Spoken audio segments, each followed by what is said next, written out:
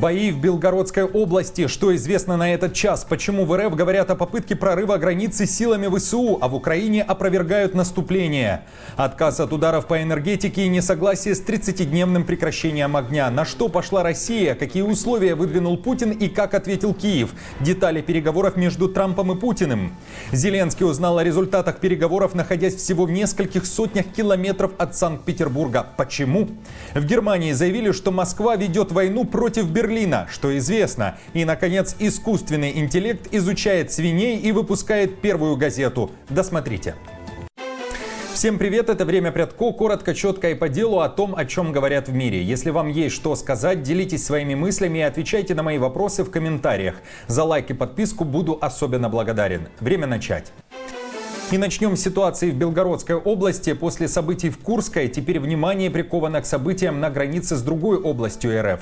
Однако информация довольно противоречивая. Российская сторона начала заявлять об обстрелах и попытке прорыва ВСУ буквально накануне, в преддверии звонка Трампа Путину.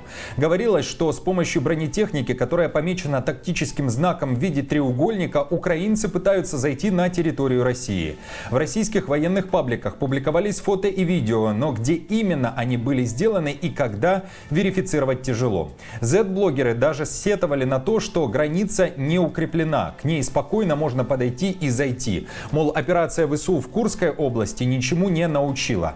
Губернатор Белгородской области Гладков поздно вечером заявлял, что украинских военных на территории области нет, но ситуация непростая в Красноярушском районе.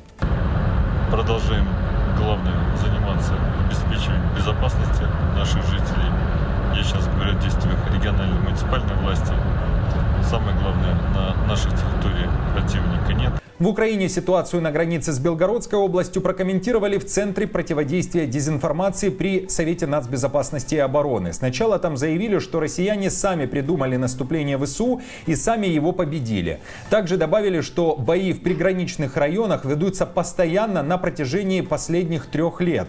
А информацию о попытке прорыва границы в Киеве назвали информационной стратегией РФ, чтобы обвинить Украину в нежелании завершить войну.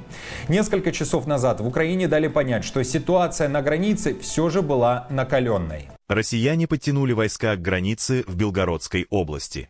Действовали их диверсионные группы. Конечно, в таких случаях силы обороны действуют. Нивелируют угрозы для территории Украины. Так происходит в приграничных районах, на разных участках фронта. И теперь о разговоре, о котором пишет мировая пресса. Издания называют беседу Трампа и Путина самой продолжительной в истории российско-американских отношений. Она длилась больше 2 часов, и результаты беседы обсуждают со всеми. Итак, главное к этому часу. Путин скажет «да» и согласится на 30-дневное перемирие на воде, на суше и в воздухе, если в Украине остановят принудительную мобилизацию и перевооружение ВСУ. Вот как выглядит заявление Кремля. Подчеркнуто, что ключевым условием для недопущения эскалации конфликта и работы в направлении его разрешения политико-дипломатическим путем должно стать полное прекращение иностранной военной помощи и предоставление разведывательной информации Киеву. А еще Путин пошел на уступки и согласился с предложением Трампа прекратить 2 сторонам бить по энергообъектам и инфраструктуре. Путин уже отдал приказ не наносить такие удары, говорится в официальном сообщении Кремля. Белый дом опубликовал свою версию разговора. У Трампа говорят, что Путин согласился с тем, что кровь и средства, которые Россия и Украина тратят в этой войне, было бы лучше потратить на нужды народов. Лидеры договорились, что первый шаг к миру начнется с прекращения огня в энергетическом и инфраструктурном секторах, а также с технических переговоров о реализации морского перемирия в Черном море, полном прекращении боевых действий и установлении постоянного мира. Эти переговоры начнутся немедленно на Ближнем Востоке. Трамп заявил, что его разговор с Путиным был хорошим и продуктивным. Он также подтвердил полное прекращение огня по объектам энергетики и инфраструктуры. Мой сегодняшний телефонный разговор с президентом России Путиным был очень хорошим и продуктивным. Мы договорились о немедленном прекращении огня во всех сферах энергетики и инфраструктуры, понимая, что мы будем работать быстро, чтобы добиться полного прекращения огня и, в конечном счете, положить конец этой ужасной войне между Россией и Украиной. В то время как он опубликовал свой пост, в Киеве звучали взрывы. Россияне накануне все же выпустили дроны, заявляет Украина. Кадры работы ПВО в украинской столице появились в сети. Тем временем в прессе также обсуждается заявление британского военного аналитика Майкла Кларка, который, комментируя для Sky News заявление Кремля и Белого дома, сказал, что этот результат выглядит как прекращение огня в воздухе и на море. Кроме того, обратил внимание на то, что Украина не принимала участия в переговорах. Далее цитата. «В дипломатических кругах есть старая поговорка: если вас нет за столом, вы в меню. И поверьте мне, Украина в меню». Издание РБК «Украина» со ссылкой на свои источники в офисе президента пишет, что в Киеве восприняли слова Путина как отказ от 30-дневного прекращения огня. Зеленского же сообщение о согласии Путина на частичное прекращение огня застало всего в нескольких сотнях километров от родного города Путина – Санкт-Петербурга. Зеленский находится с визитом в Финляндии. И вот как он прокомментировал эту информацию. Если президент Трамп может оказать большее давление в плане деталей и заставить его прекратить наносить удары по инфраструктуре и морю, если это первый шаг и других шагов нет, то он должен поделиться подробностями того, как мы собираемся это сделать. Я уверен, что украинская и американская стороны поддержат любой шаг, который приведет к уменьшению количества ударов как по военной, так и по гражданской инфраструктуре. Мы поддерживаем все шаги, направленные на окончание войны. Мы и будем их поддерживать. Но чтобы их поддерживать, нам нужно понимать, что именно мы поддерживаем. Когда у президента Трампа будет время, а он занятой человек, когда у него появится время, он может позвонить мне в любое время. У него есть мой номер телефона. Мы готовы обсудить дальнейшие шаги с удовольствием. Путин хочет провести несколько наступательных операций. Как мы уже говорили, продолжить наступление на Востоке, а также на Запорожском, Сумском и Харьковском направлениях. Он попытается это сделать. Для чего? Чтобы оказать максимальное давление на Украину. Когда это произойдет? Поверьте мне, он попытается сделать это в ближайшие несколько месяцев. 19 марта между Украиной и Россией пройдет масштабный обмен пленными. Тем временем в Европе говорят о будущей защите. Президент Франции Эммануэль Макрон объявил о намерениях модернизировать авиабазу Люксей-Сен-Совер на востоке страны, чтобы она могла хранить ядерное оружие. Никто не знает, что произойдет в ближайшие месяцы, годы. Я хочу, чтобы мы были готовы. Я хочу, чтобы мы были защищены. Я знаю, что благодаря культуре преданности делу, мощи наших вооруженных сил, мощи наших военно-воздушных и космических сил, вместе мы справимся. Да здравствует республика! Да здравствует Франция! В Брюсселе же тоже заявили, что у ЕС есть 5 лет, чтобы перевооружиться. До 2030 года все должно быть иначе, считает Урсула фон дер Ляйен. Она также заявила, что Россия готовится к конфронтации с Европой. В 2030 году Европа должна иметь сильную европейскую оборонную позицию.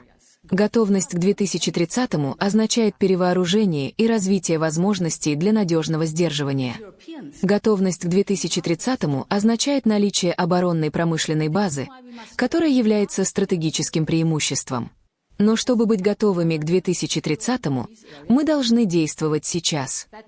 Друзья, что вы думаете о переговорах Трампа и Путина? Какими будут дальнейшие шаги? Как оцениваете такое решение? Ранее вы были пессимистично настроены на любое прекращение огня, даже частичное. Напишите свое мнение в комментариях. Россия уже воюет не только со всей Европой, но и конкретно с Германией. В этом уверен лидер Христианско-демократического союза Фридрих Мерц. Он же может стать следующим канцлером Германии. Он считает, что Берлину необходимо тратить миллиарды на финансирование обороны и инфраструктуры. И такие шаги обоснованы, или вернее мотивированы захватнической войной Путина против Европы. Это была цитата. Мерц уверен, что часть войны России против Германии является враждебная и подрывная деятельность.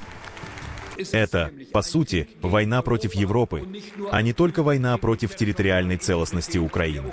Даже если вы видите это по-разному здесь и там, это также война против нашей страны, которая происходит каждый день, с атаками на наши сети передачи данных, с разрушением линий снабжения, с поджогами, с заказными убийствами в самом сердце нашей страны, со шпионажем за казармами, с кампаниями по дезинформации, частью которых в Германии теперь являетесь и вы. Тайны больше не будет. Историкам, журналистам и просто желающим открывают возможность узнать все об убийстве президента. Как и при каких обстоятельствах, а главное, почему выстрел в Джона Кеннеди стал возможным.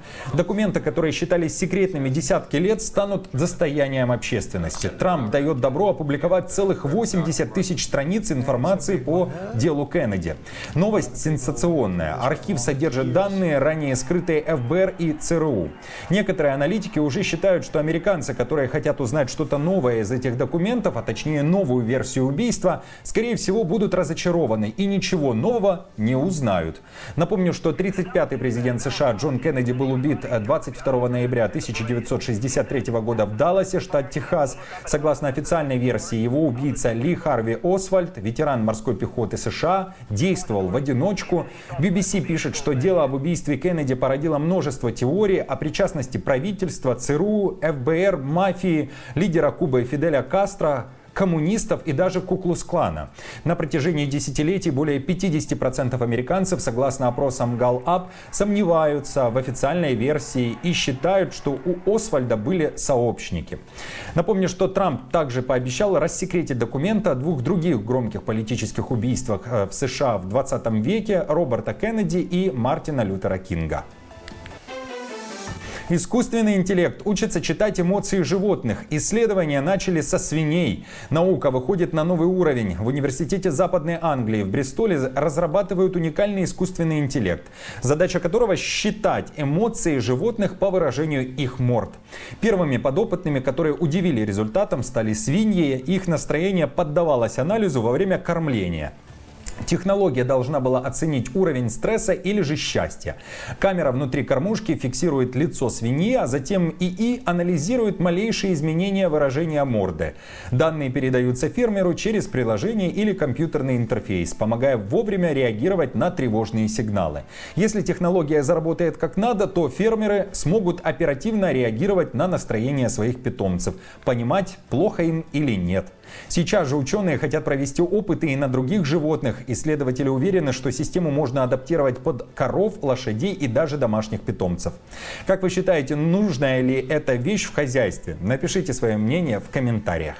Я думаю, проблема, которую мы обнаружили, заключается в том, что большая часть работы на сегодняшний день, как правило, концентрировалась на негативе. Испытывает ли животное боль или дискомфорт? Есть некоторый интерес, который начинает развиваться в позитиве. И я думаю, что то, что мы пытаемся сделать, это, по крайней мере, показать, что у животного хорошая жизнь, что у него неплохая жизнь, что оно не страдает. Тем временем в Италии газета впервые выпустила номер, полностью созданный искусственным интеллектом. Главный редактор издания говорит, что на такой шаг пошли с целью эксперимента, который направлен на то, чтобы показать влияние технологии искусственного интеллекта на наш способ работы и наши дни. Друзья, вы, вероятно, обратили внимание на то, как много в том же YouTube каналов, где нет ни ведущего, ни живого голоса. Все начитано и сделано с помощью нейросети и искусственного интеллекта. Будьте людьми и оставайтесь с людьми. Спасибо, что вы со мной. Знаю, многие продолжают смотреть видео без подписки. Подпишитесь, пожалуйста, нажмите на колокольчик. Для меня это очень важно. Спасибо. Новости за неделю собраны в плейлист. Переходите и смотрите. Если хотите, чтобы это видео увидело больше людей, поставьте лайк. А если у вас есть возможность поддержать канал, в описании есть информация о том, как это сделать. До встречи.